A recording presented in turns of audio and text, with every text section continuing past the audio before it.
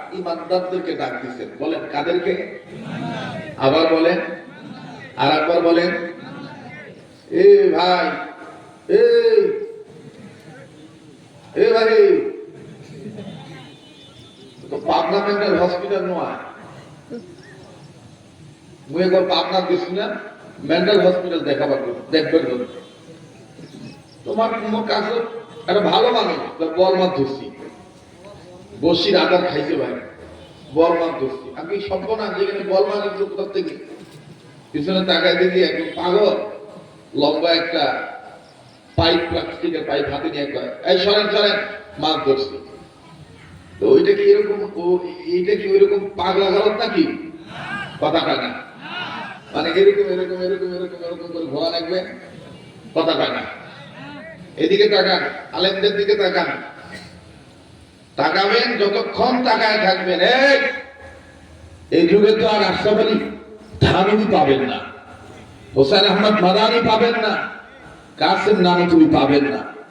আজকে তো আমাদের সমাজে একটা কথা হয়ে গেছে যে কওমি মাদ্রাসা, এই সাইড দেওয়ালের মধ্যেই হুজুররা খালি একটা মসজিদ নিয়ে থাকে আর মাদ্রাসা নিয়ে থাকে।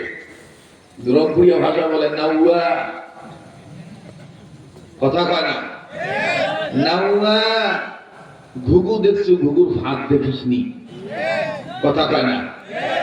মোল্লা রসিলে চিনি ঘাস, মোল্লা চিনিস না, তোর সাথে নিমু খারাপ আর কাহ নয়, কথা কন ঠিক কিনা?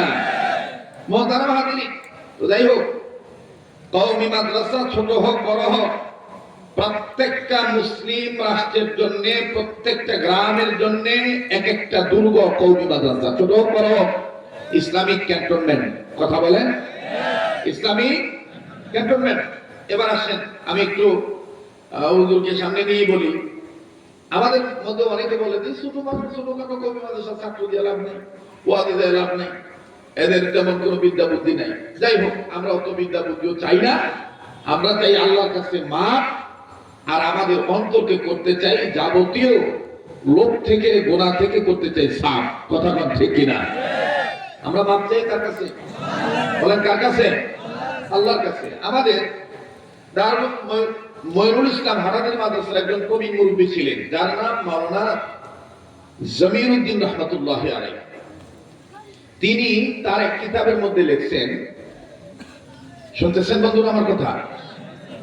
তিনি কিতাবের মধ্যে লিখছেন যে মুসলমান হিসাবে তোমার ইলম নাই, কালাম নাই, কিচ্ছু জানো না, কিন্তু যদি তোমার গোষ্ঠীর বংশের মুরব্বীরা মরে দিয়ে থাকে, এমন ইভেন তোমার মা বাবাও যদি মরে দিয়ে থাকে, তুমি যদি পৃথিবীর যে প্রান্ত থেকে যদি শুধু বিশুদ্ধভাবে, হযরত তো আপনাদেরকে পড়াইছিলেন, কালেমাটা পড়েন তো, এরকম বলছিলেন না?